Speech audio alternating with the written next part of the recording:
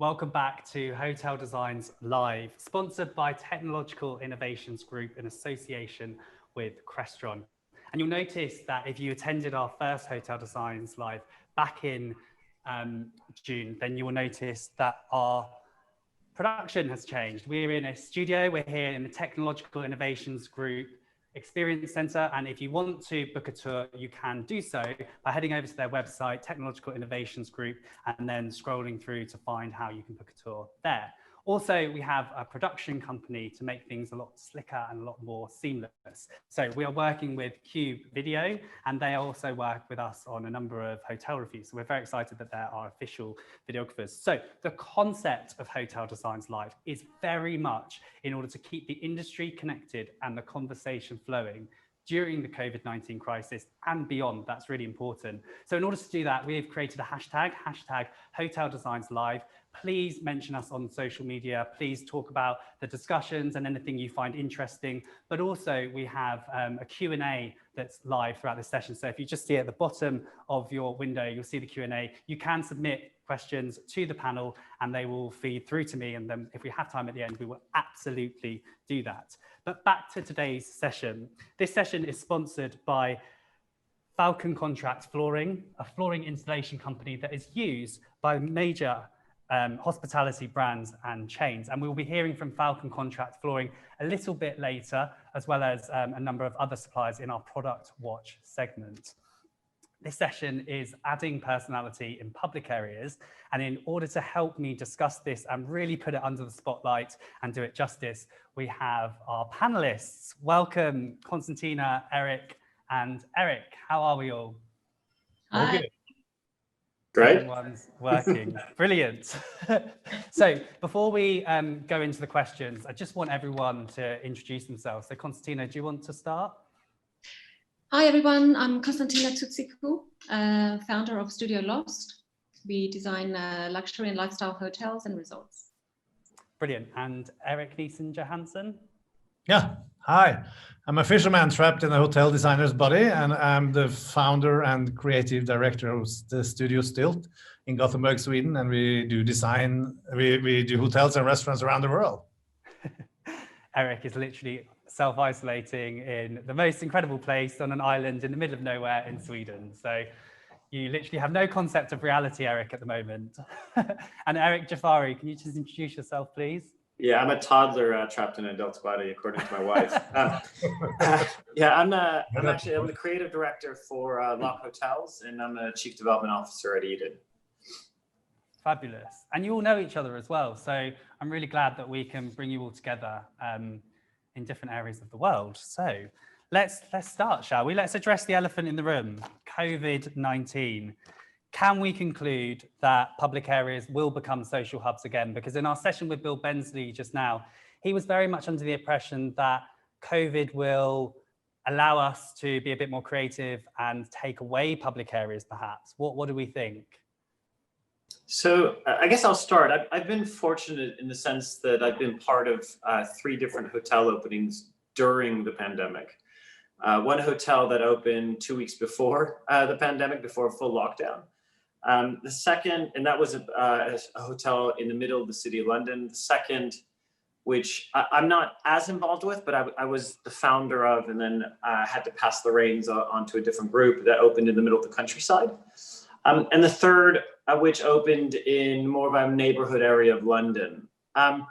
In all 3 cases, there was this fear that people would stop using, the common areas. And what we found was actually just the opposite. Each of the hotels now surprisingly are operating at 80% plus occupancy, which is a separate, I guess, conversation. And I wish I had an answer for that.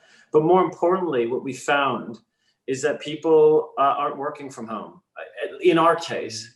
So I can only assume that there are those who prefer working from home and those who don't like the fact that they can come and use our common areas as an escape. And that's been a bit of an eye-opener for us. If you go to Berman's Lock, you can't find a seat. You go to Broken Wharf, which is in the city. So the city's dead, but our hotels, it's not as busy as Berman's Lock, but it's still, I'd say, operating at 70% capacity as it relates to the co-working. And then the country hotel, which doubles up as a members club and co-working, I mean, that's basically busy every day.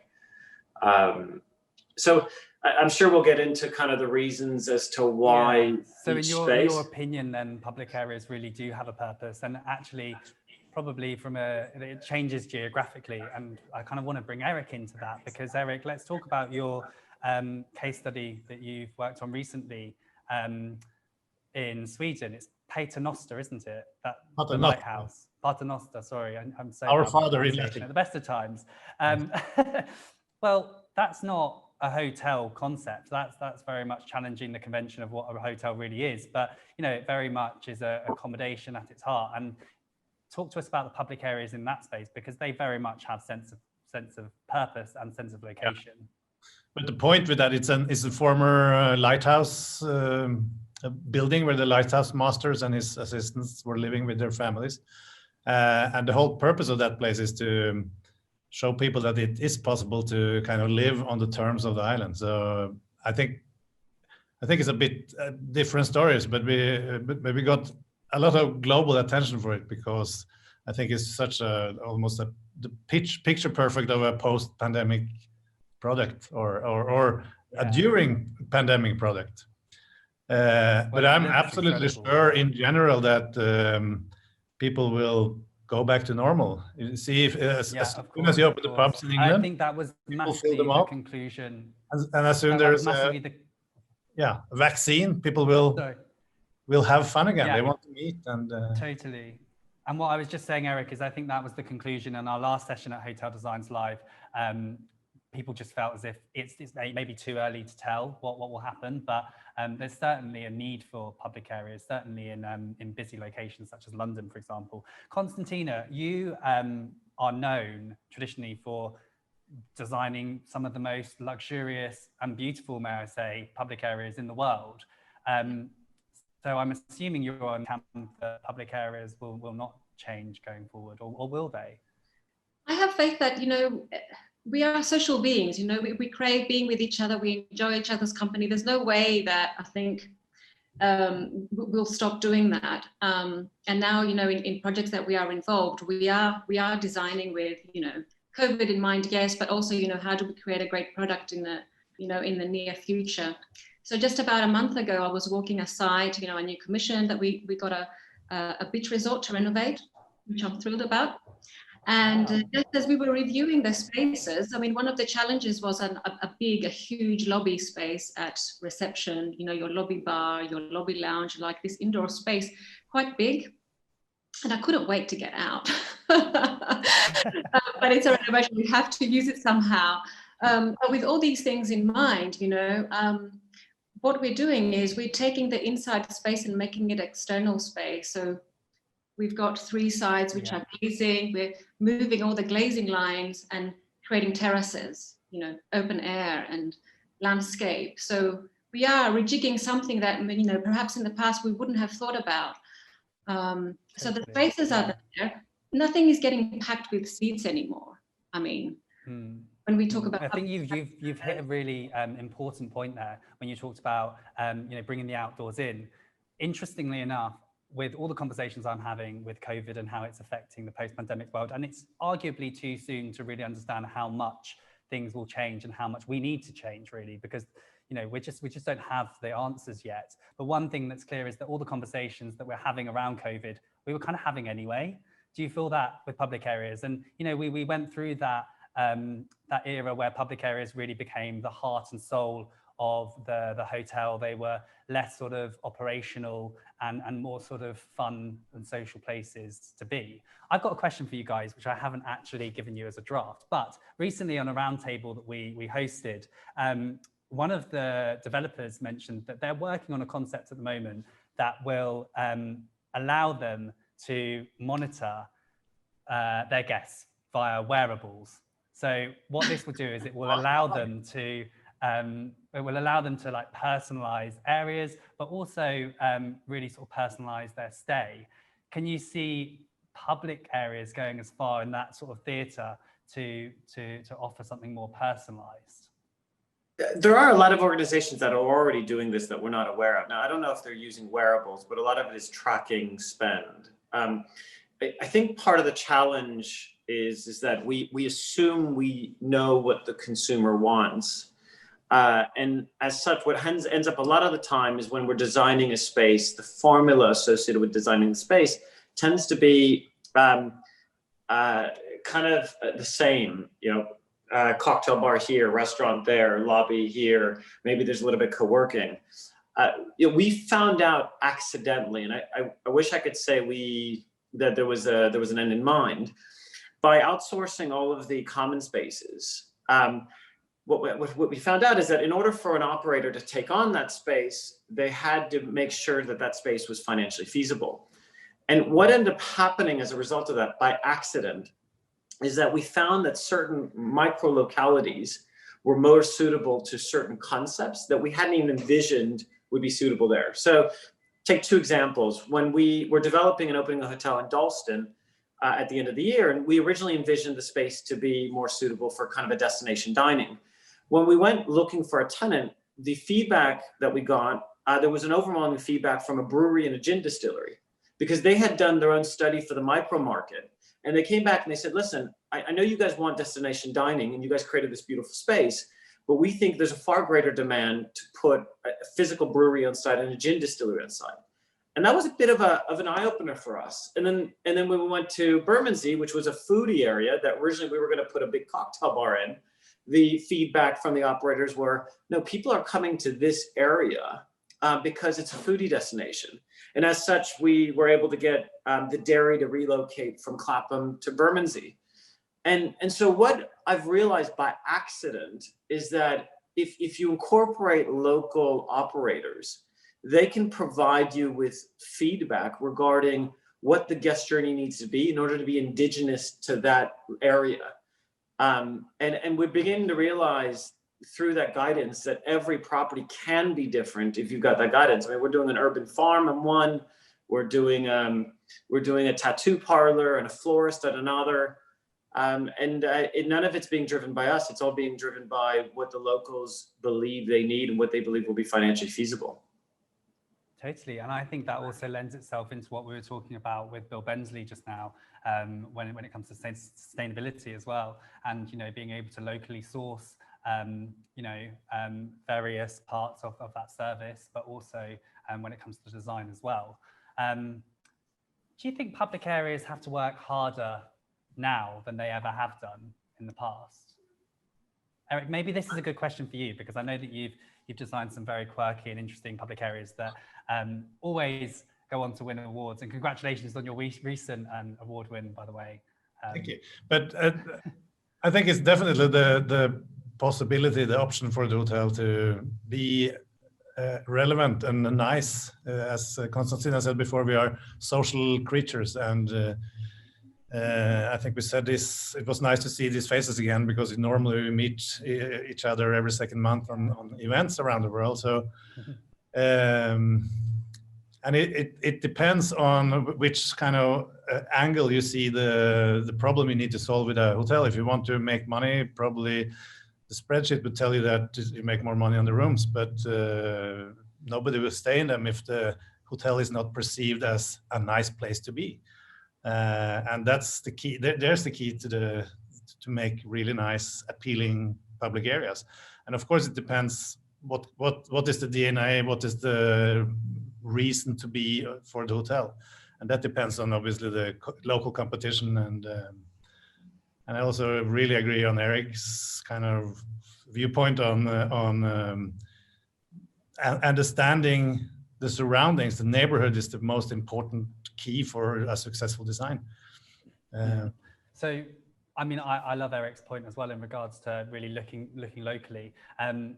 Constantina and Erik, you both deal with clients all the time, and do you find that those conversations would be challenging with clients to try and inject local hospitality within there when it kind of goes against your territory and design? But obviously there's design working with service, which is very important, but do you find those conversations can be quite challenging with developers? And if so, do you have any advice in order to get them through?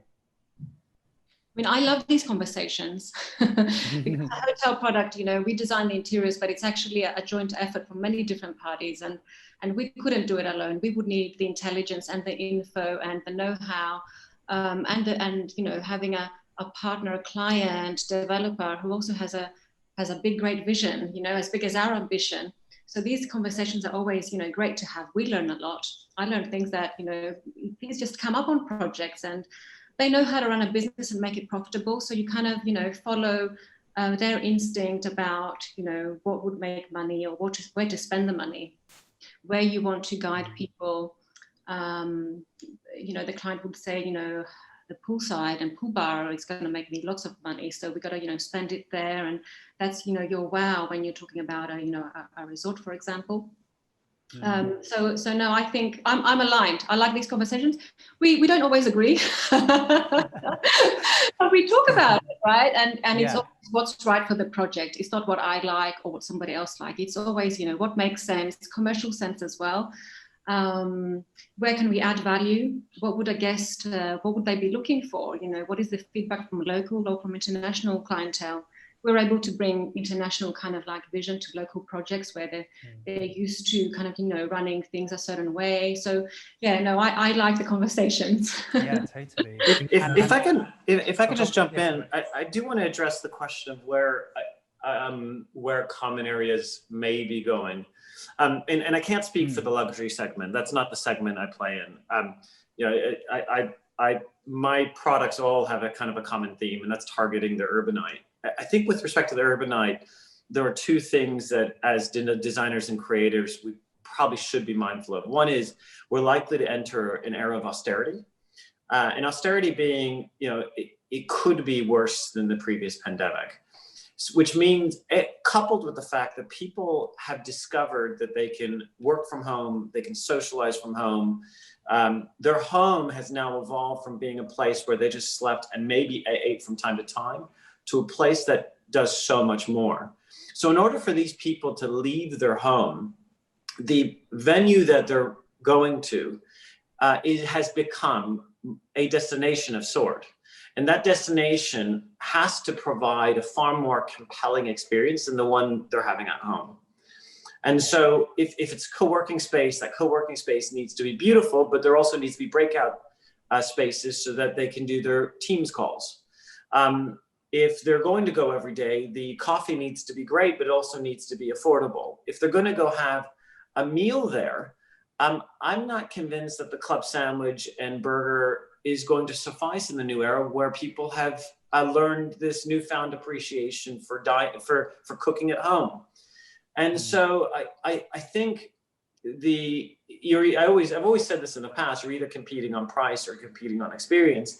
I think now more than ever, in an era of austerity where people have to watch their pocketbook, even if they have a job, they could be out of a job the next day. Where they spend their money matters so much more. And people need the sense of community and the experiential probably more than they've ever needed it. Yeah, totally. I laugh because it's literally my signature. Every time I check into a hotel, it's the first thing I order is a club sandwich. That's you. But I think that what people learn that when working at home is that they can work anywhere. And when the pandemic lifts, I think if the hotels are nicer than the offices, then that will be an advantage.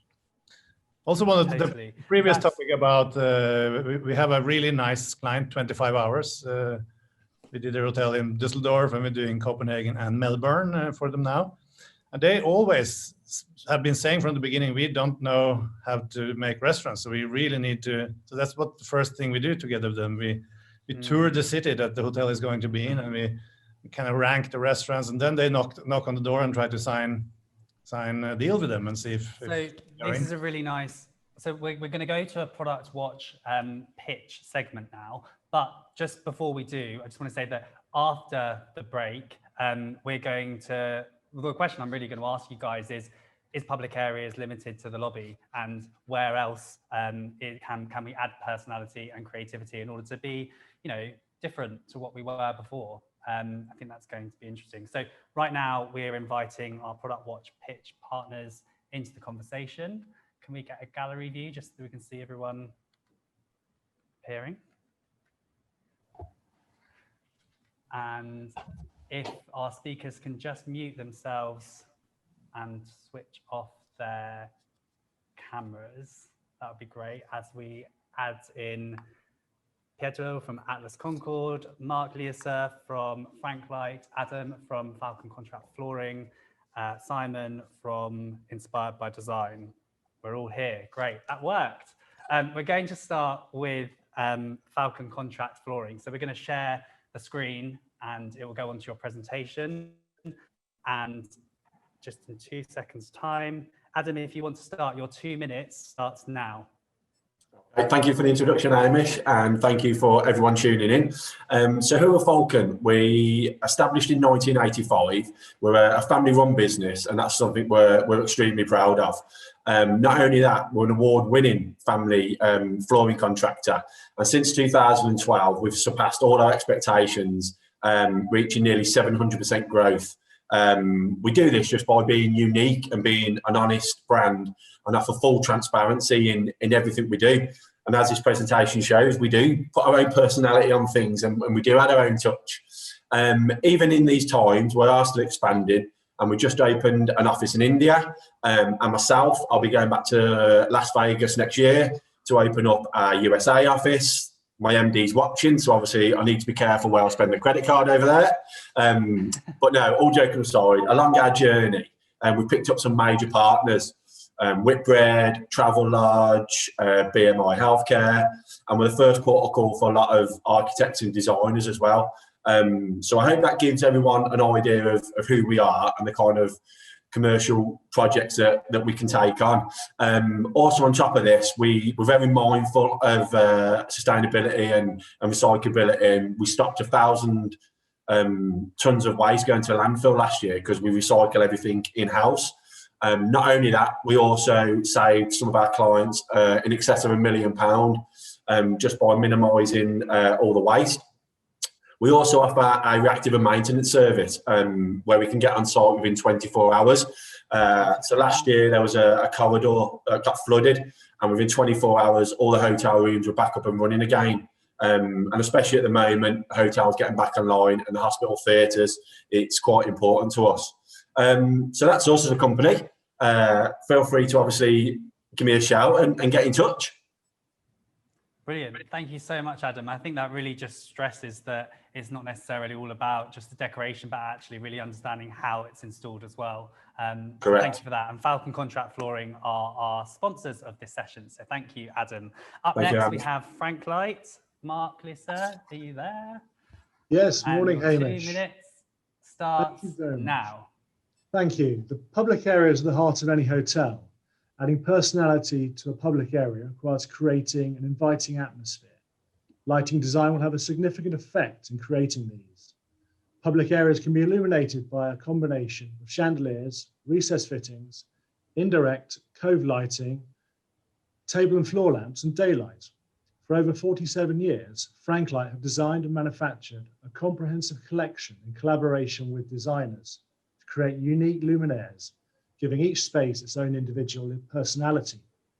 Public areas can create a sense of togetherness, a space where people congregate and share the unique personality the space has to offer. Using warmer finishes and a colour temperature is one way to achieve this. It's one thing to see luminaire specifications on a website, in a catalogue, or on a drawing. It's very difficult to know if they're going to achieve the effect the designers envisaged. We're proud of the in-house laboratory equipped with a photoconing photometer. This amazing machine gives us real lumen output, color rendering index, color temperatures, and analysis of the full color spectrum from our light sources and complete luminaires. This information is crucial for the specifier to have the confidence in the data that results in the vibrant colors of the interior design concept being achieved in reality. This data is available in dialogues and shortly from our website. The public areas vary so much, from intimate spaces to the expansive atriums. All have their own personalities, requiring specific designs. Franklight have the design and manufacturing capability to deliver, such as this example of the 3 LED pendants with a drop of 20 meters and a diameter of 4. Please challenge us with your next project. Hamish. Perfect. Just on time. And what I really love about Frank Light is their testing system as well. So it really does set you guys apart. So congratulations, Mark. Thank you very much. Our next is Atlas Concord, and we have Pietro with Prism. Good morning. I'm Pietro Modena from Atlas Concord. We are an Italian manufacturer of porcelain stoneware and ceramic tiles. We work worldwide. We produce different looks as concrete, marble, stone, wood look, and 3D effect for wall application. I would like you to introduce our newest collection, Prism. Prism is a result of partnership between Atlas Concord and Piero Lissoni. The intent of the project is to create resin effect surfaces with a strong earthy character in a wide range of colors for architecture. It is composed by 13 different tones, 6 neutral colors, plus 7 vivid colors. Prism color palette is ideal for spaces with a strong, elegant character, able to evoke the Italian culture in a contemporary manner. The sizes are different. We start from the 30 by 60 up to 1m20, 2m78. We have different thicknesses, 9, 6, and 20 mil, dedicated for outdoor. We have different finishes also, 3 in particular, the silk, matte R9 and matte R10. This one in particular is very important because it's a PTV more than 36 in wet condition, dedicated example for public areas. Then we have a rich range of decors, geometrical shades available in all the colors. And compared to the original material, the color remains unchanged over time, no stains, easy to clean with all types of detergents, no cracks, no specialized workers needed for installation with a consequent cost containment. That's it. Oh, brilliant. Thank you, Pietro.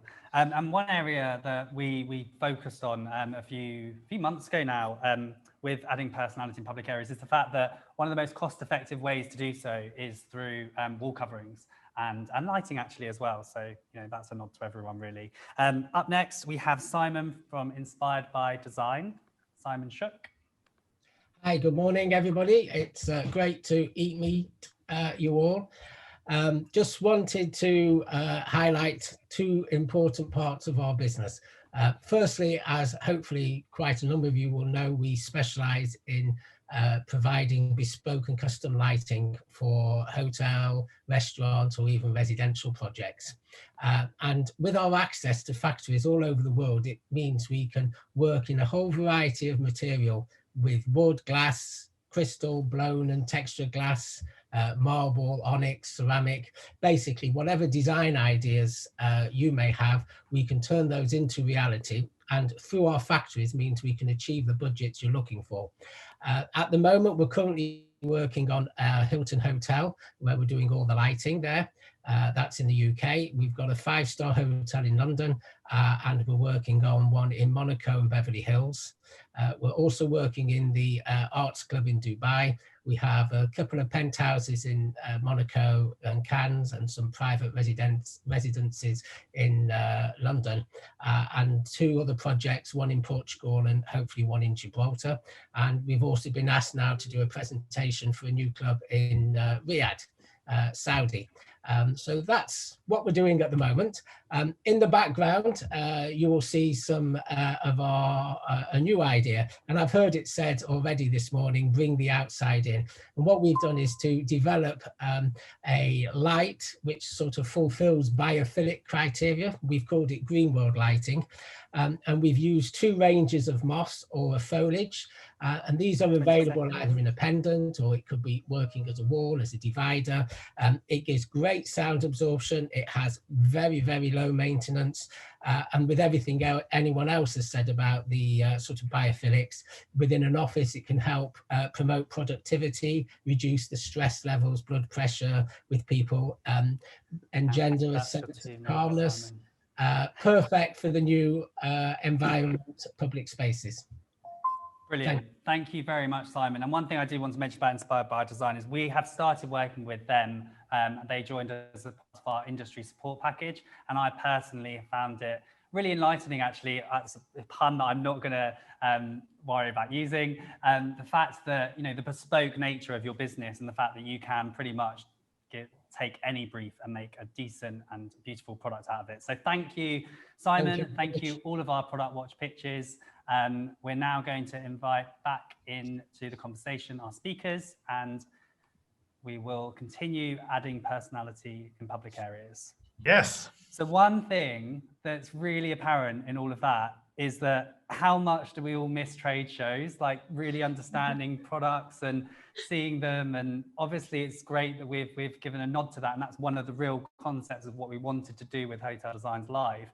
But when we're talking about adding personality in public areas, surely we need trade shows to really understand products and look and feel. And I'm talking about some of our partners like Sleep and Eat, Hicks, which is going to launch next year, massive event in London, and the Independent Hotel Show as well. But you guys, but also like Milan and Paris and traveling.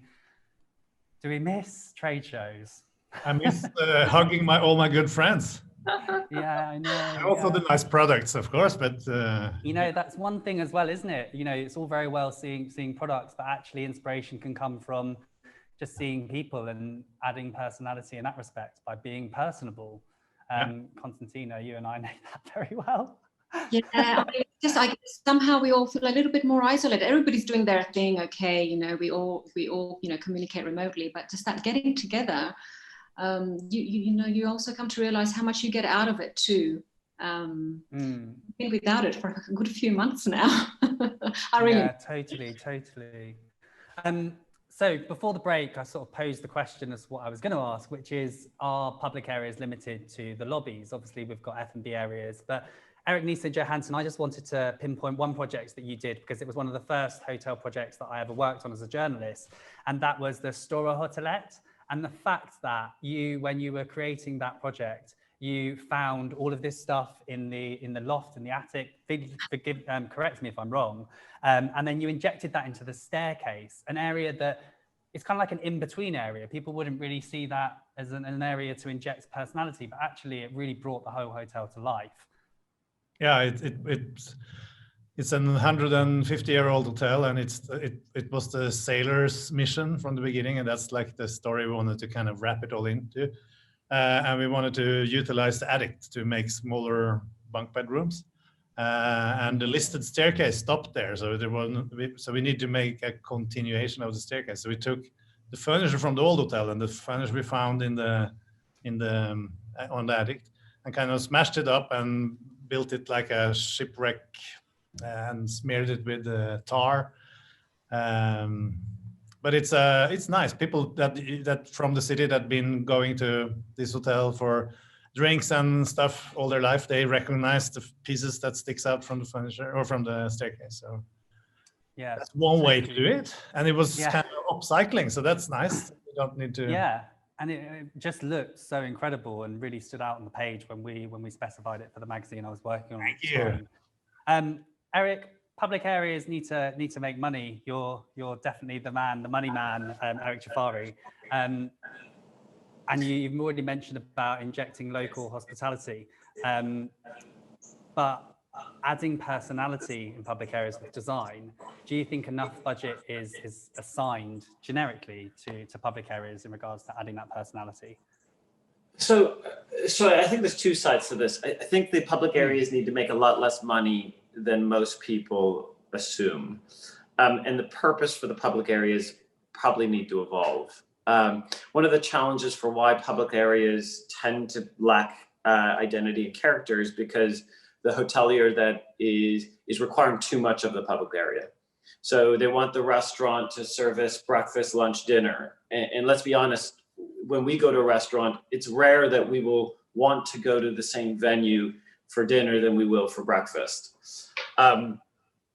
With respect to what to expect of the public areas, you were asking about which public areas and which parts could be used for other purposes.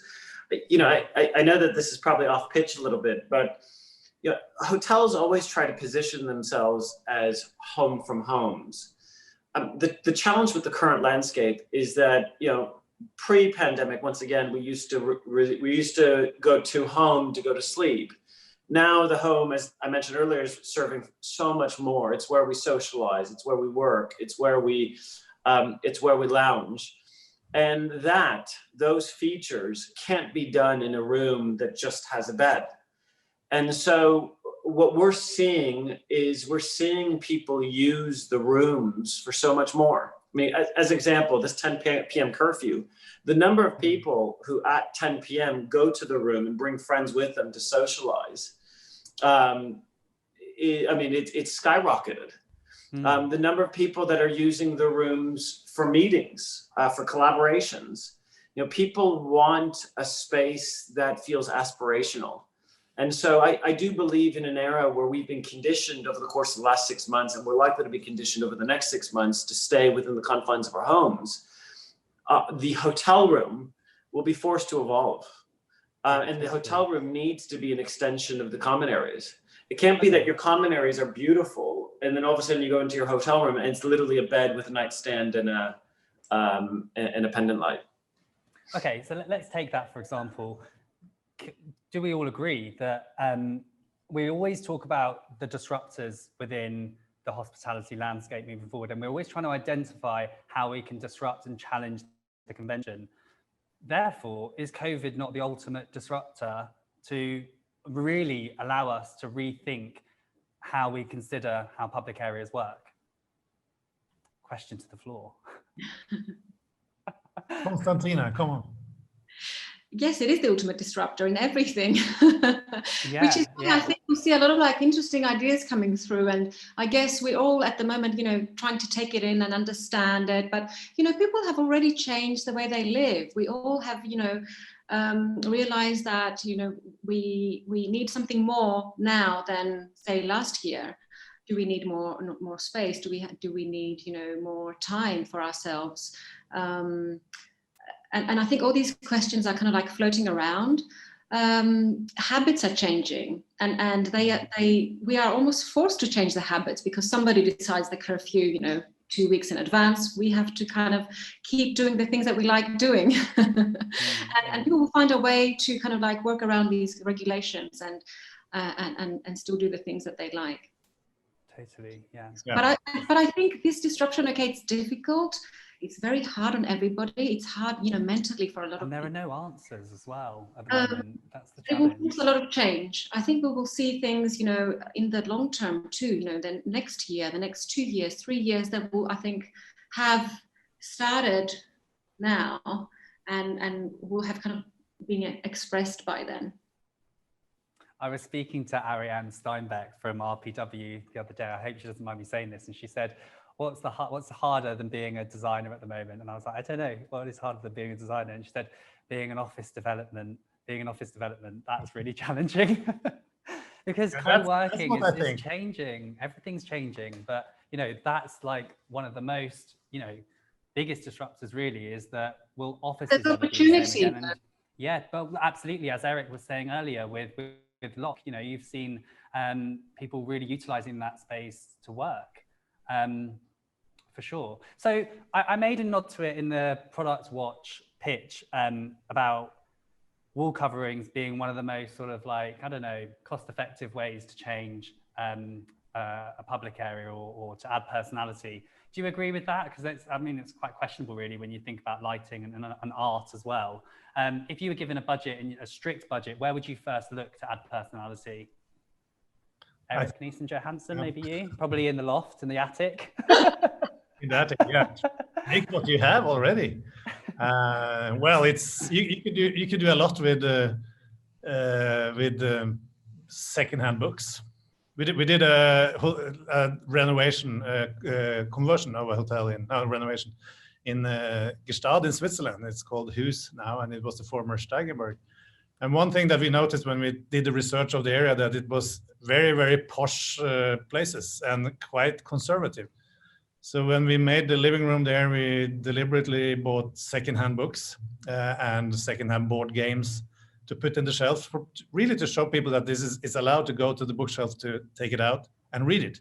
And it became a very big economical success for people who went there from the other hotels to take their drink because their shoulders lowered when they entered. It was kind of more relaxed than the kind of general stiffness. So that was a very cheap, secondhand books is cheap. So but I think also wallpaper is a good thing, maybe a combination. Yeah, of course, yeah. I think a lot of it has to do with the nature of the product. I think during times like the ones we were in, which were the boom times or quasi-boom times, a lot of the investment focus was on new development. It's unfortunate, but I think we do need to talk about the elephant in the room, which is in 6 months' time, 9 months' time, there will be a number of different hotel failures. And so I suspect that unless something radical happens, which is unlikely, the majority of projects that we'll collectively be working on won't be new development, but they'll be hotel conversions. And so a lot of the focus, especially as we enter an era of austerity, we won't have the budgets that we once had. And so a lot of it is working within the fabric of the existing building, focusing on FF&E, focusing on vegetation, the use of paints, really light touch efforts to evolve a space that perhaps was a little bit more banal into something that's a little bit more experimental and can't speak today, Jesus. No, you made a really good point there about also brands are going to be buying distressed assets. Let's not forget that as well. And let's talk about branding then, especially with you, Erik, Jafari, because with Locke, it's very personable. It's very personalized space, and I urge everyone to have a look at what you've done because I just think it's groundbreaking, really. But how do you add personality, but also ensure that the branding is still injected into that hotel to ensure that people know of its origins, really? What are the challenges? Yeah. I mean, in all honesty, I'm less concerned with the branding, as crazy as it sounds. As long as the rooms have.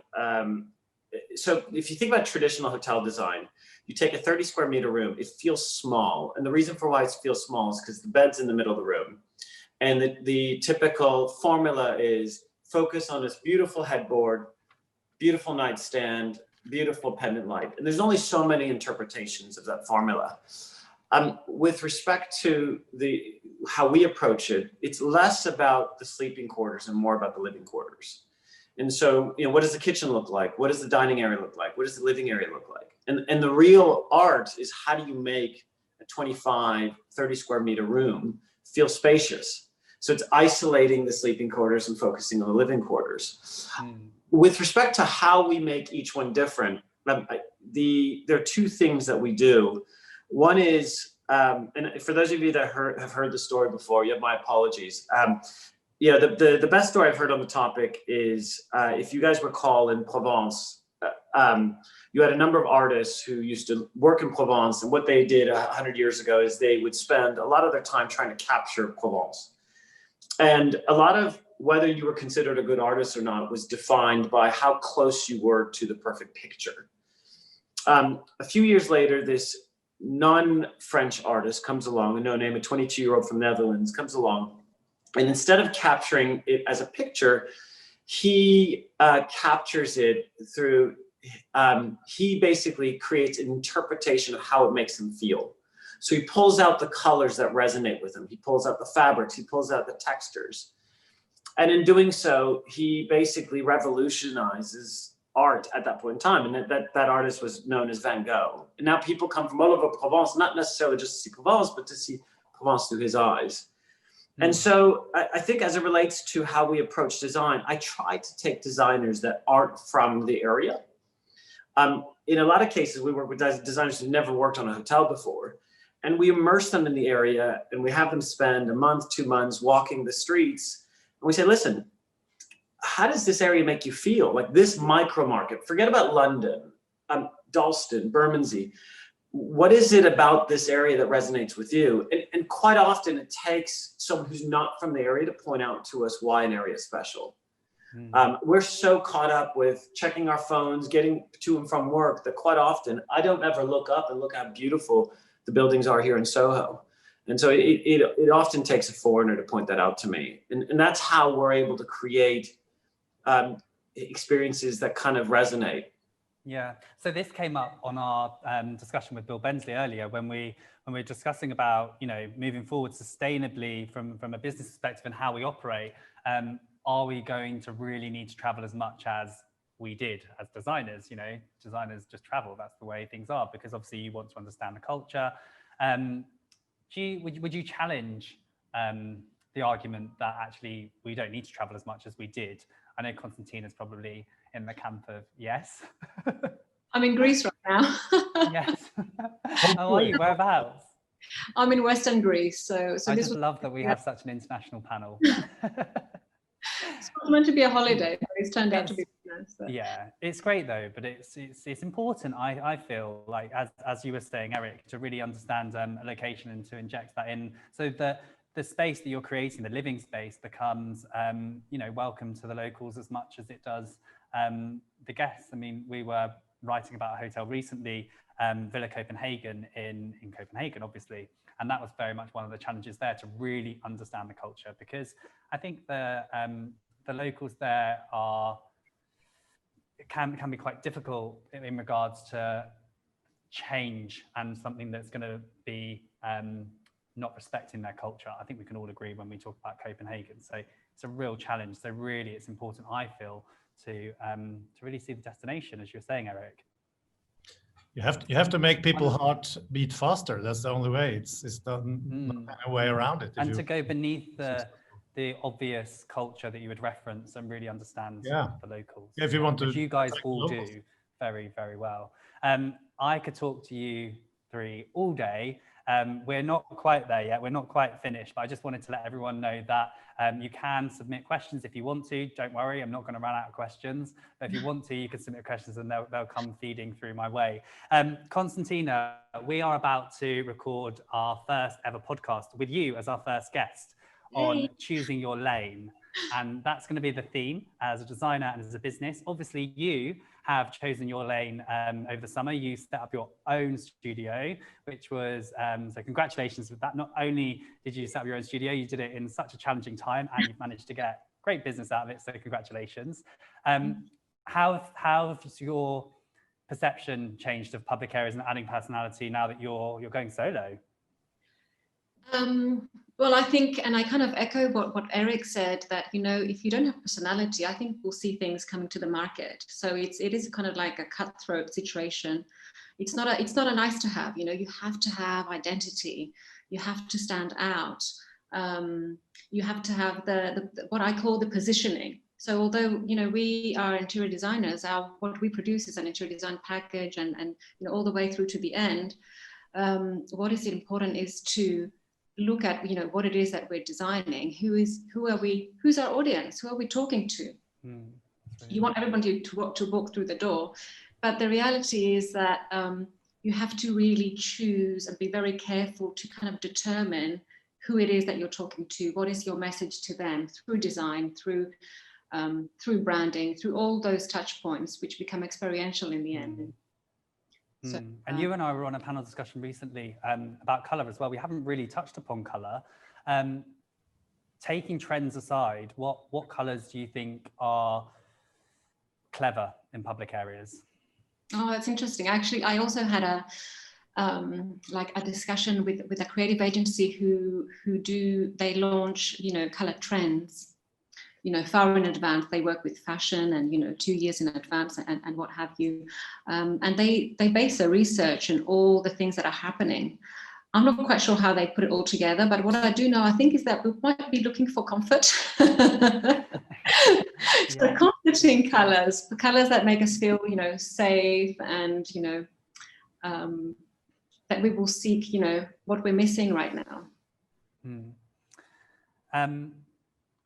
What do you think has been, so when we talk about public areas in the future, and I don't necessarily like to look too far ahead, but another roundtable that we hosted recently, God, we've been doing a lot, there was the suggestion that, you don't realise until you think about it, but there was the suggestion that soon guests may be able to really manufacture their stay ahead of them checking in. And arguably it's already happening.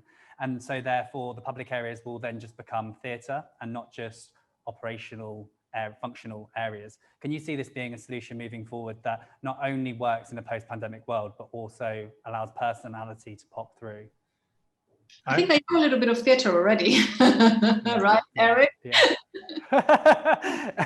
I think that the first question you need to ask yourself is what's the personality of this? What's the human properties of this hotel going to be? Because that's the only way to make it resonate to other people. And that's your strategy, and that should be built on your survey of the market, your neighbors. What are the other options for your clients? And then you do it, and then the public area is obviously the most public space, so it will be much more people visiting the public areas than the rooms. So so it makes sense that to demonstrate the human DNA, the DNA that you want this creature to be there. So that's and then you can start to choose colors, I think, after you've done that homework. Yeah, that's true. That's true. So I think we've pretty much come to a natural point in the conversation where it's time to end. But I just want to thank everyone, really. Firstly, I want to thank all the sponsors. So Falcon Contract Flooring for sponsoring the session, Frank Light, Atlas Concord, and Inspired by Design by delivering some really engaging product watch pitches.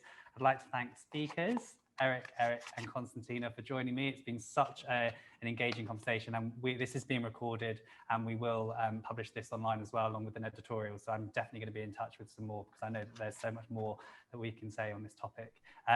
So thank you. Just to let everyone know that if you want to join us at 12:30, we'll be going live with Reassuring the Post-Corona Consumer.